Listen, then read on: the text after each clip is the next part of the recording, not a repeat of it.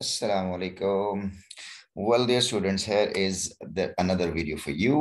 ये जो वीडियो है ये 10th क्लास के बच्चों के लिए है। यूनिट नंबर 2 जिसका नाम है चाइनीज न्यू ईयर। अब इसमें हम ट्रांसलेशन सीखेंगे, Urdu translation into Urdu. English हमें लेसन दिया हुआ है और अपने इसको सीखना है कि उर्दू में ट्रांसलेशन कैसे करनी है। अच्छा, जैसे कि मैंने पहले लेसन में पढ़ाते हुए ये आपको बताया था कि जो इंग्लिश लैंग्वेज है वो दो तरह से पढ़ाई जाती है। एक English language as a subject पढ़ाई जाती है, जिसमें आपको एक पेपर पैटर्न दिया जाता है, आपको एक बुक दी जाती है जिसमें बच्चे पढ़ते हैं, रट्टा लगाते हैं और जो क्वेश्चन आंसर आते हैं उसको वो एज इट इज प्रोड्यूस कर देते हैं। लेकिन सेंटेंस कैसे बनाया जाता है वो नहीं सीखते हैं, उसकी ट्रांसलेशन खुद से कैसे करनी है वो नहीं कर पाते हैं। तो ये प्रॉब्लम है जो अगली आने वाली क्लासेस में उनको मुश्किलात का सामना करना पड़ता है। ठीक है, इस वजह से मैंने जब जब आगे जाके जब ये बच्चे एंट्री टेस्ट में बैठते हैं या जब किसी यूनिवर्सिटी में जाते हैं या इवन जब सीएसएस के पेपर में बैठते हैं तो उनको ये बहुत बड़ी मुश्किलात का सामना करना पड़ता है। इसीलिए मैंने ये छोटी क्लासेस की वीडियो बनाना शुरू की ताकि बच्चों को स्टार्ट ही से अंडरस्टैंडिंग हो कि इंग्लिश लैंग्वेज को सब्जेक्ट के तौर पर नहीं पढ़ना बल्कि एक लैंग्वेज के तौर पर पढ़ना है, ताकि आप लैंग्वेज को अंडरस्टैंड कर सकें। इसी चीज़ों को मद्देनजर रखते हुए हम इंग्लिश लैंग्वेज को लैंग्वेज के तौर पर समझेंगे कि इसमें स्ट्रक्चर कैसे डेवलप होता है, इसके मीनिंग्स कैसे लिए जाते हैं, इसको ट्रांसलेट कैसे किया जाता है। ठीक है, फिर हम इसके साथ साथ आपको पता है कि हम अपनी स्पोकन इंग्लिश के ऊपर भी बात करते हैं कि how to make our spoken English better and how we can pronounce the word each and every clearly. We are going to follow British accent because it is somewhat I like that British accent. So we will follow that accent and we will try to speak like that in such a we will try to understand and speak language in such a way that we could understand native English speakers. Okay, so let's start. Here is the first chapter of the first lesson. First of all, I would like to read the first paragraph, then we will discuss its translation one by one and word by word. So here it is. Chinese New Year is a holiday that celebrates the beginning of a new year. According to the Chinese lunar calendar, it is considered to be one of the most important holidays for Chinese families. The holiday is celebrated with big family gatherings, gift giving, the eating of symbolic foods, and display of festive decorations, all focused on bringing good luck for the new year and celebrating the coming of spring. ठीक है जी, अब देखिए हम इसकी translation में बात करते हैं। आपको पता है कि मैंने आपको पहले बताया था कि English structure, sentence structure different होता है, उर्दू का स्ट्रक्चर डिफरेंट होता है। तो हम उसको समझने की कोशिश करेंगे ये कैसे होता है। देखिए चाइनीज न्यू ईयर, बेटा यहाँ तक जो हम बात पढ़ते हैं हम चाइनीज न्यू ईयर, यहाँ तक ये एक फ्रेज है और ये नाउन फ्रेज है। चाइनीज न्यू ईयर, चीनी साले नो या नया चीनी साल। इज, और हम इसमें बड़ी डिटेल से बात कर चुके हैं कि इज एक बेस फॉर्म ऑफ वर्ब होता है जो जिसका फंक्शन ये होता है कि या तो लिंकिंग वर्ब के तौर पर काम करता है या हेल्पिंग वर्ब। जब ये लिंकिंग वर्ब काम करता है तो आगे देखें ए आर्टिकल और नाउन के साथ आया होता है, और लिंकिंग वर्ब का मतलब सिर्फ टेंस प्रेजेंट करता है कि ये है, और ये साथ अगर इसके बाद वर्ब लगा होता, link Chinese new year is celebrated, तो आप देखें कि सेलिब्रेटेड जो है वो वर्ब है, तो तब सूरत में इज ये हेल्पिंग वर्ब बन जाता। ठीक है, तो Chinese new year is a holiday कि चीनी साल नौ एक छुट्टी का दिन है, दैट सेलिब्रेट्स कि जो मनाती है। अब देखें कितनी बड़ा ब्लंडर है यहाँ पे, दैट ब्लंडर। अब ये जो दैट है ना, ये पार्टिसिपल के लिहाज से प्रोनाउन भी है, कंजंक्शन भी है, इसको रिलेटिव प्रोनाउन भी कहते हैं। ठीक है, तो यहाँ पर ये रिलेटिव प्रोनाउन के तौर पर आया हुआ है, हॉलीडे को सेलिब्रेट के साथ लिंक कर रहा है। ठीक है ना, और यहाँ पर होना चाहिए था holiday that is celebrated the beginning of a new year according to Chinese lunar, लेकिन यहाँ पर उसने इन किया हुआ है। खैर नहीं, तर्जुमा हम ऐसे ही करेंगे कि चीनी साल नौ एक छुट्टी का दिन है जिस पर का चीनी कमरी तकवीम के नए साल के आगाज का जश्न मनाया जाता है। ये जो मनाया जाता है ना, ये पैसिव कंस्ट्रक्शन है। इस सेलिब्रेटेड द बिगिनिंग, बिगिनिंग का मतलब आगाज होता है, ऑफ न्यू ईयर नए साल कहते हैं, according to the Chinese lunar calendar. चीनी कमरी तकवीम, कैलेंडर का मतलब तकवीम होता है, या कैलेंडर को हम तारीखी जो रोज नामचा होता है, तारीख जिसमें दर्ज होती है उसको भी कहते हैं। इट इज, अब देखें यहां पर इज आ गया और इसके बाद देखें ये कंसिडर्ड वर्ब की थर्ड फॉर्म है। जब भी is am are was verb जिसको बी फॉर्म ऑफ कहते हैं, अगर वर्ब की थर्ड फॉर्म आ जाए तो ये सेंटेंस पैसिव बन जाता है। इट इज कंसिडर, ये ख्याल किया जाता है to be one of the most important holidays. अब एक और कंस्ट्रक्शन यहां पर आएगी, वन ऑफ। One of. याद रखिएगा बेटा, जहां कहीं वन ऑफ आ रहा हो, वन ऑफ, उसके बाद देखें अगेन नाउन 90% केसेस के अंदर प्लूरल होगा। ये देखिए, one of the most important holidays for Chinese families, चीनी खानदान के लिए, चीनी खानदानों के लिए, ठीक है। तो अब ये क्या होता है कि इसे चीनी खानदानों के लिए अहम तरीन तातीलात में से एक समझा जाता है। द हॉलीडे इज सेलिब्रेटेड, ये छुट्टी मनाई जाती है। देखें फिर देखें, इज और सेलिब्रेटेड है, ठीक है। ये भी पैसिव कंस्ट्रक्शन है, ये is helping verb. It is the holiday, ये जो छुट्टी का दिन है, मनाया जाता है विद बिग फैमिली गैदरिंग, बड़े बड़े फैमिली इज्तिमात की सूरत में। अगर मैं आपसे क्वेश्चन करूं कि हॉलीडे कैसे सेलिब्रेट किया जाता है, तो देखें चार चीजें आ जाती हैं। बिग फैमिली गैदरिंग्स, बड़े बड़े खानदानी इज्तिमात के जरिए से, गिफ्ट गिविंग, तहाइफ के तबादले से, the eating of symbolic food, ये अलामती खाने खाने से, अलामती खाने खाकर, और ये जो एंड डिस्प्ले का मतलब जो है ना वो नुमाइश होती है। फेस्टिव का मतलब जो है ना ये जो है ना वो फेस्टिवल से लफ्ज निकला है, फेस्टिवल। और इसको हम यूं भी कह सकते हैं त्यौहारी या पुरमसरत के मानों में भी आ सकता है। डेकोरेशन सजावट को कहते हैं, तो इसका ये मतलब बनेगा पुरमसरत सजावटों की नुमाइश के साथ। इसके all focused on bringing good luck for the new year and celebrating the coming of spring. All focus, सबके एक ही चीज पे तवज्जो मरकूज होती है, ऑन ब्रिंगिंग, के वो ला सके, ब्रिंग गुड लक, अच्छी किस्मत, फॉर द न्यू ईयर, नए साल के लिए, and celebrating the coming of spring, और सेलिब्रेटिंग मना, जश्न मनाने के लिए, कमिंग ऑफ स्प्रिंग, मौसम बहार की आमद का या मौसम बहार के आने का, ठीक है जी। तो इसके ऊपर आप ये देख लें, तर्जुमा आपके सामने है। चीनी सालाना एक छुट्टी का दिन है जिसपे चीनी कमरी तकवीम के मुताबिक नए साल के आगाज का जश्न मनाया जाता है। इसे चीनी खानदानों के लिए अहम तरीन तातीलात में से एक समझा जाता है। ये छुट्टी बड़े खानदानी इज्तिमात, नंबर वन, तहाइफ देकर, अलामती खाने खाकर और पुरमसरत की नुमाइश के साथ मनाई जाती है। तमाम तत्व जो नए साल के लिए खुशकिस्मती लाने और मौसम बहार की आमद का जश्न मनाने पर मरकूज होती है।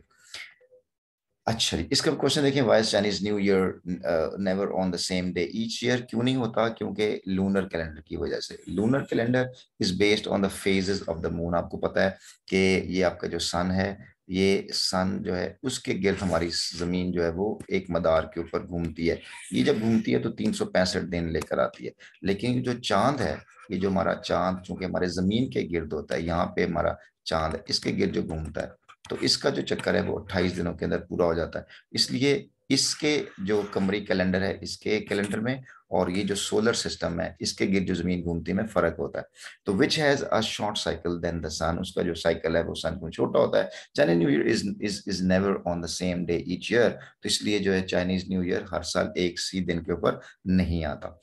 तो नंबर 2 पैराग्राफ है, prior to the first day of the new year. Prior का मतलब होता है कबल, पहले, द फर्स्ट डे, पहला दिन, ऑफ द न्यू ईयर, नए साल का, it is customary.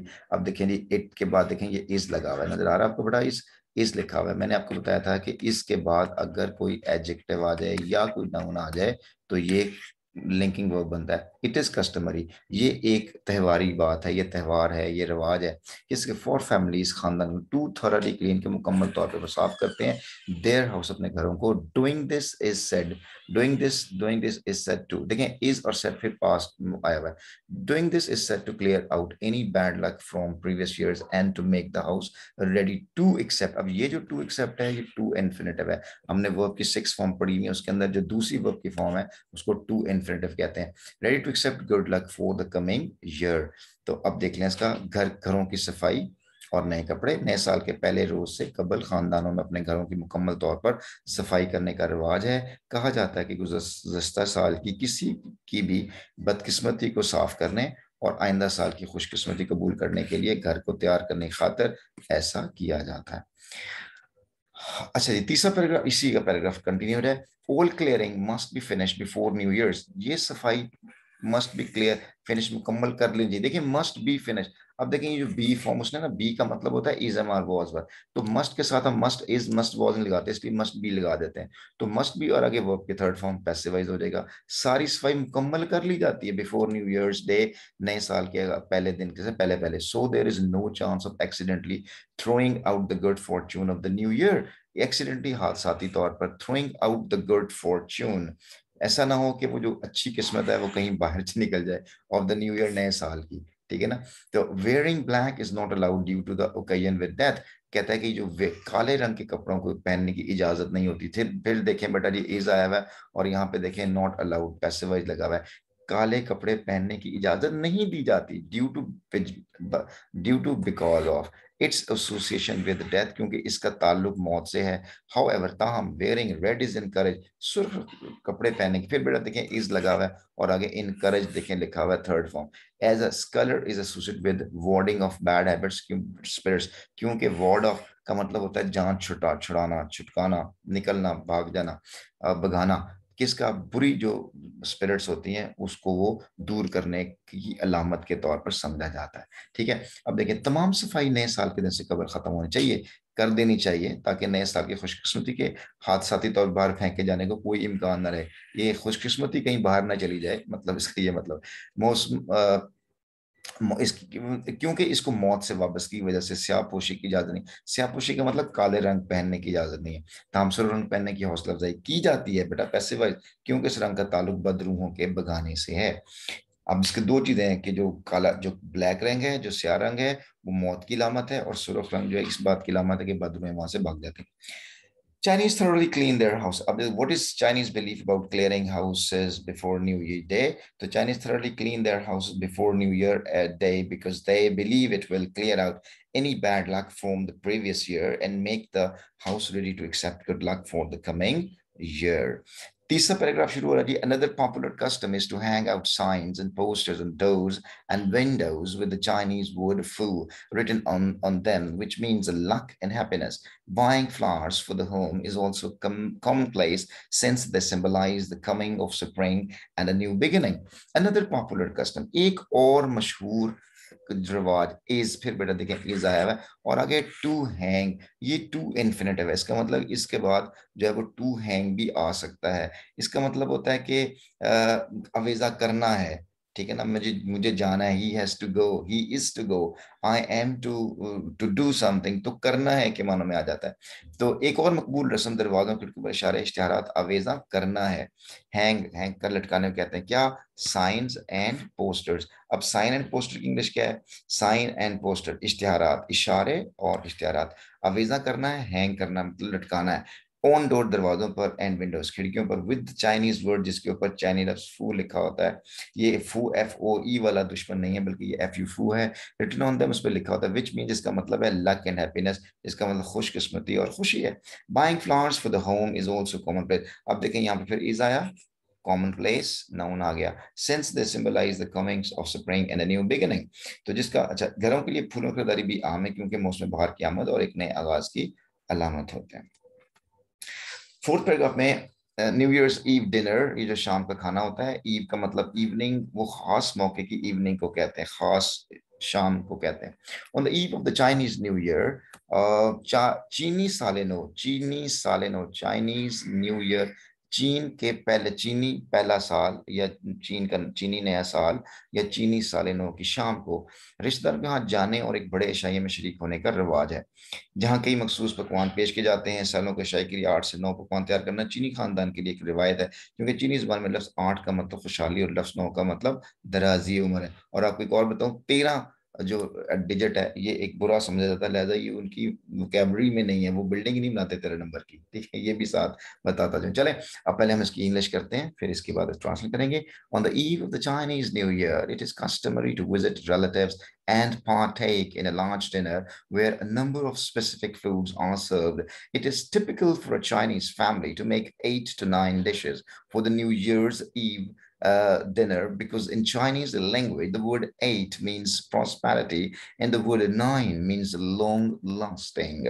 On the eve of the Chinese New Year, चीनी साल नौ की शाम को रिश्तेदारों के यहाँ जाने और एक बड़े शाही में शरीक होने का रिवाज है। इट इज कस्टमरी, ये रिवाज है, टू विजिट के जाया जाए, ठीक है, शरीक हुआ जाए, रिलेटिव्स रिश्तेदारों घर, एंड पार्टी हिस्सा लिया जाए इन अ लार्ज डिनर, बड़े खानों में, जियाफत में, where a number of specific foods are served, जहाँ पे बड़े पैमाने पर मुख्तलिफ किस्म के खाने पेश किए जाते हैं। तो शरीक जहाँ कई मखसूस पकवान, खाने को पकवान पेश किए जाते हैं सालों के शाही के लिए, इट इज टिपिकल, ये खास बात है फॉर अ चाइनीज फैमिली, एक चीनी खानदान के लिए, टू मेक 8 to 9 डिशेस के 8 से 9 खाने बनते हैं, पकवान बनते हैं for the new year's eve, नए साल की शाम में, दिन के खाने में। बिकॉज इन चाइनीज लैंग्वेज, क्योंकि चाइनीज की जुबान में द वर्ड 8, जो 8 जुबान 8 का जो वर्ड है उसका मतलब खुशहाली होता है, एंड द वर्ड 9 जो नाउन है, 9 9 है, उसका मतलब लॉन्ग लास्टिंग होता है, दराजिए उम्र को कहते हैं।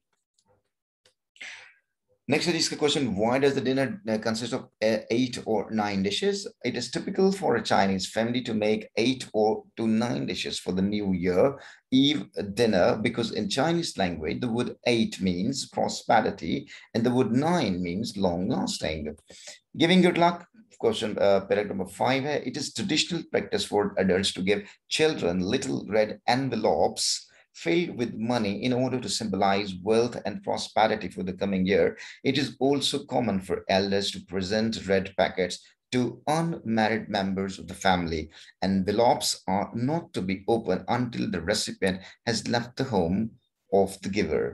It is a traditional practice, ये एक आम रिवाज है। ट्रेडिशनल का मतलब रिवायत है, रिवाज है फॉर द अडल्ट्स, बड़े लोगों के लिए, टू गिव चिल्ड्रन, के वो बच्चों को छोटे छोटे सुर्ख रंग के लिफाफे दिए जाते हैं, फिल्ड विद मनी, जो पैसों से भरे होते हैं, in order to symbolise wealth, जो कि इस बात की अलामत होती है जिसमें दौलत और खुशहाली है फॉर द कमिंग ईयर, आने वाले साल के लिए। इट इज ऑल्सो कॉमन, ये भी एक बड़े आम सी बात है फॉर एल्डर्स, बड़ों के लिए, टू प्रेजेंट रेड पैकेट्स, के वो सुर्ख लिफाफे पेश करते हैं to unmarried members of the family, जो जिनकी शादी नहीं हुई होती है, उनको, वो जो मेंबर्स हैं जिनकी शादी नहीं हुई होती उनको दिए जाते हैं। Envelopes are not to be open, ये लिफाफे उस वक्त तक नहीं खोले जाते अनटिल द रेसिपिएंट, जब तक के देने वाले गिफ्ट को हैज लेफ्ट द होम, घर छोड़कर ना चले जाएं। अब इसको हम बेहतर उर्दू में देख लेते हैं। ये मैंने जो तर्जमा किया ये लफ्जी था, ये मुहावरा तर्जमा है। आइंदा साल के लिए दौलत और खुशहाली की अलामत के तौर पर बड़ों का बच्चों को रकम से भरे हुए छोटे से लिफाफे देना एक रिवायती अमल है। बड़ों को खानदान के गैर शादीशुदा अफराद को लिफाफे पेश करना भी आम है। लिफाफे उस वक्त तक नहीं खोले जाते जब तक वसूल कुंदा, यानी वसूल कुंदा जिसको तोहफा दिया होता है, देने वाले के घर से चला ना जाए।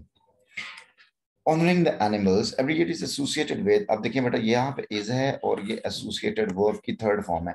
अभी जिसको वर्ब की थर्ड फॉर्म कहते हैं, इसका प्रॉपर नाम जो है वो क्या होता है, पास्ट पार्टिसिपल कहते हैं उसको। इसको हम पास्ट पार्टिसिपल कहते हैं बेटा, that is called past participle, that is called past participle. और अगर इसके साथ आईएनजी लगा होता तो ये प्रेजेंट पार्टिसिपल होता। जब पास्ट पार्टिसिपल है तो ये सारे का सारा शहर एक सेंटेंस पैसिव बन जाएगा। एवरी ईयर इज एसोसिएटेड, हर साल जो है वो मुंसलिक किया जाता है या मुंसलिक कर दिया जाता है, मुंसलिक किया जाता है विद वन ऑफ द 12। देखिए फिर देखें, वन ऑफ का जिक्र आया, मैंने आपको एक बात बताई थी, रिकॉल करें जल्दी जैसे मैंने क्या बोला था। वन ऑफ के बाद जब भी नाउन आएगा देखें प्लूरल में आएगा, वन ऑफ द 12 एनिमल्स, कहता है कि 12 में से किसी एक के साथ उसको जोड़ दिया जाता है। Of the Chinese zodiac, zodiac कहते हैं बुर्ज को कहते हैं।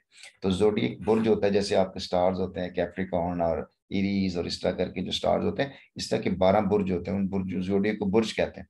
तो हर साल चीनी बुर्ज ब्रूज के 12 जानवरों में से एक के साथ मुंसलिक है, यानी हर जो भी नया साल आता है ना, वो हर साल को 12 जो बुरुज बने हुए हैं, ब्रूज बने हुए हैं, उनमें से किसी एक को नाम दे दिया जाता है। इन जानवरों को अक्सर रैश के साथ पेश किया जाता है। These animals are often presented in decorations, तो ये जो एनिमल्स हैं आर ऑफन, देखिए फिर आर आया और यहाँ पे देखें रिप्रेजेंटेड, पेश किया जाता है, इन डेकोरेशन सजा कर पेश किया जाता है।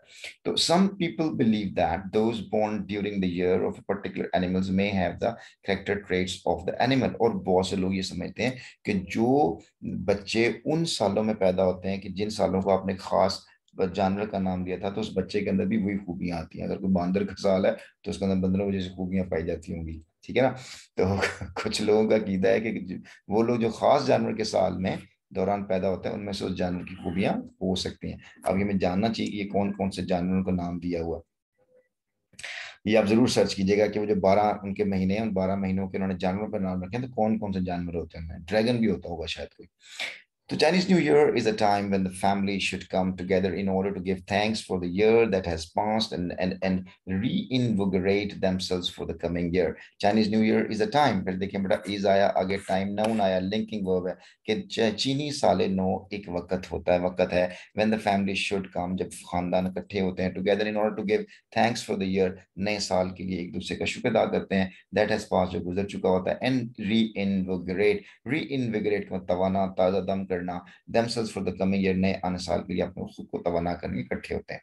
तो चीनी सालिनो एक ऐसा वक्त होता है जब खानदान को गुज़श्ता साल का शुक्र अदा करने और आइंदा साल के लिए खुद को तवाना करने के लिए इकट्ठे होना चाहिए। ठीक है जी, ले मेरे बच्चों, आई होप सो कि you have enjoyed that lecture. आपने इसको प्लीज इसको पढ़िएगा, देखिएगा, अपने सिलेबस के लिए अपनी नोटबुक के ऊपर इसके मीनिंग लिख लीजिएगा और प्रोनाउंसिएशन की प्रैक्टिस कीजिएगा। और ये जो मैंने आपको ग्रामर के रूल्स इसमें एक्टिव पैसिव का बताया, इसको बेटा जी प्लीज ज़हन में रखिएगा ताकि आपकी इंग्लिश जो है वो बेहतर हो सके। मेरी अगली वीडियो तक अपना बहुत ख्याल रखिएगा, इंशाल्लाह मिलते हैं इसकी एक्सरसाइज के साथ।